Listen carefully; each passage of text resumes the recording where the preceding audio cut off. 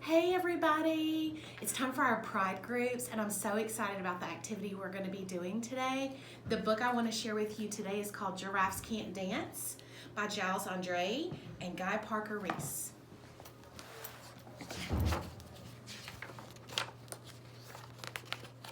Look at that. I love the illustrations in this book. Gerald was a tall giraffe whose neck was long and slim, but his knees were awfully crooked and his legs were rather thin. He was very good at standing still and munching shoots off trees, but when he tried to run around, he buckled at the knees. Now, every year in Africa, they hold the jungle dance, where every single animal turns up to skip and prance. And this year, when the day arrived, poor Gerald felt so sad because when it came to dancing, he was really very bad. The warthogs started waltzing and the rhinos rock and rolled. The lions danced a tango that was elegant and bold. The chimps all did a cha-cha-cha with a very Latin feel. And 8 baboons then teamed up for a splendid Scottish reel. Gerald swallowed bravely as he walked toward the floor, but the lions saw him coming and they soon began to roar. "Hey, look at clumsy Gerald," the animals all sneered. "Giraffes can't dance, you silly fool. Oh, Gerald, you're so weird." Gerald simply froze up. He was rooted to the spot. "They're right," he thought. "I'm useless. Oh, I feel like such a clot." So he crept off from the dance floor and he started walking home. He'd never felt so sad before. So sad and so alone.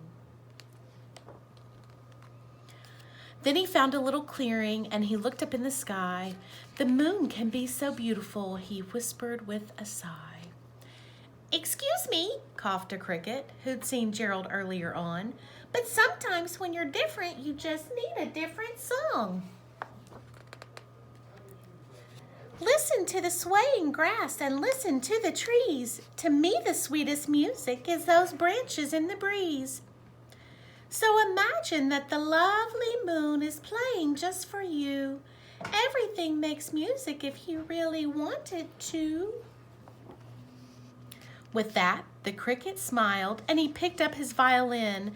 Then Gerald felt his body do the most amazing things. His hooves had started shuffling, making circles on the ground. His neck was gently swaying and his tail was swishing round. He threw his arms out sideways and he swung them everywhere. Then he did a backward somersault and leapt up in the air. Gerald felt so wonderful, his mouth was open wide. "I'm dancing, yes, I'm dancing, I am dancing," Gerald cried. Then one by one, each animal who'd been there at the dance arrived while Gerald boogied on and watched him quite entranced. They shouted, "It's a miracle, we must be in a dream. Gerald's the best dancer that we've ever seen." "How did you learn to dance like that? Please, Gerald, tell us how." But Gerald simply twirled around and finished with a bow. Then he raised his head and looked up at the moon and stars above. "We all can dance," he said, "when we find music that we love."